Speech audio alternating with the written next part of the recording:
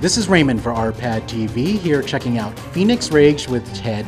This is a really cool hardcore platformer. Ted, why don't you give the people out there an overview of Fenix Rage? So Fenix Rage is Sonic meets Super Meat Boy. It's a kick-you-in-the-face platforming game that I think just everybody is going to love, and they're going to die a lot. I think it kicks you a little lower than in the face. Yeah, quite a little bit lower, yeah.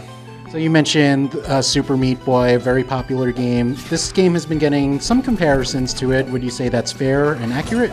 Yeah, I mean, I think it's definitely, there's not too many games in this style of genre that you can compare it to. I mean, it definitely harkens back to the old school platformers, but I think the most common comparison nowadays is Super Meat Boy, of that one that's just platforming, that is just teeth grinding hard.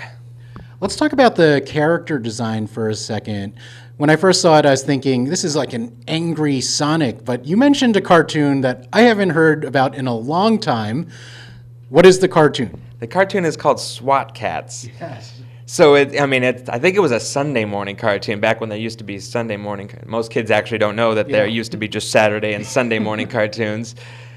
But yeah, if you look up some of the screenshots of that, you'll see a lot of the color palettes. You'll even find some characteristics in Fenix himself from the SWAT Cats. Now tell me about the level design. How many levels? How are they constructed? So the levels, first of all, they were designed before the graphics were really put in there, because it was really important to have the mechanics be as tight as possible. You really get a sense of how the character controls, and you know when you mess up and when you don't. There's a lot of levels in the game. There's a lot of content. I mean, over 180 levels of just the regular game. And then there's challenge mode with the 180 levels. There's a god mode. There's little mini games you can unlock. There's so many little goodies to discover with the game, and just stuff to really get you pushing and getting to that next level. Obviously, for a game like this, controls are hugely important. Now, you were saying earlier that the controls were kind of, built ground up even before the levels. Is that right? Yeah. So you'll actually get a sneak peek of those through these levels called the Fenix Box levels. So you'll unlock them throughout the game by getting to this little portal in the right amount of time. And you'll get to see a little sneak peek of how the developers really crafted the levels, how they made sure all the hit detection and the hitboxes really were fine-tuned so that they could construct these beautiful levels that are all vibrant with colors, but at its core, they're very well structured to help the players learn how to use the mechanics and eventually just conquer the game. And all the while still having pixel-for-pixel control. Exactly, yeah. To perfection. I mean, you will know immediately as soon as you hit jump at the wrong point. You'll know you're about to die.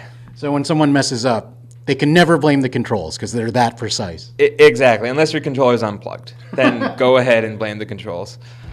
Now, I am a big fan of cookies, and I understand cookies play an important part in this game. What's going on there?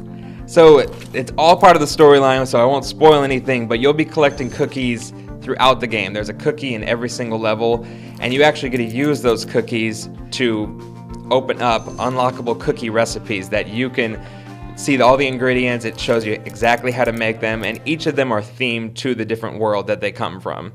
And then I think there's a tie-in with one of the developers' relatives or something? Yeah, so one of the developers, his sister, she's a great baker.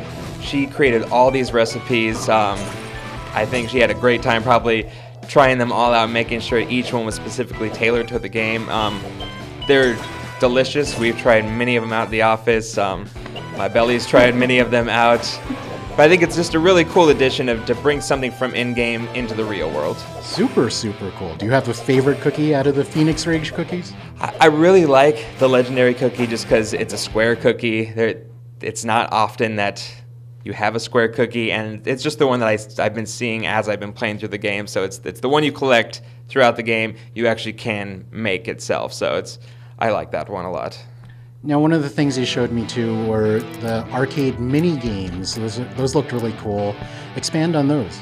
Yeah, so kind of some people will get tired of just dying and trying to traverse around all these areas. So you'll be able to unlock little fun mini games that use the same mechanics and do things like kick a soccer ball or or chase one of the enemies. That there's a lot of cookie involvement on all those as well.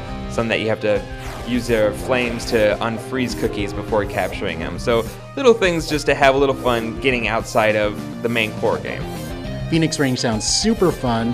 When's it coming and for what platforms? It's coming out for PC, on Steam, and other digital distributions on September 24th, and look for it on Xbox One and PS4 early 2015. For more information on Fenix Rage, be sure to check out the preview on paulsemmel.com and hit up the Fenix Rage website. And for more video game coverage, head on over to RPadTV.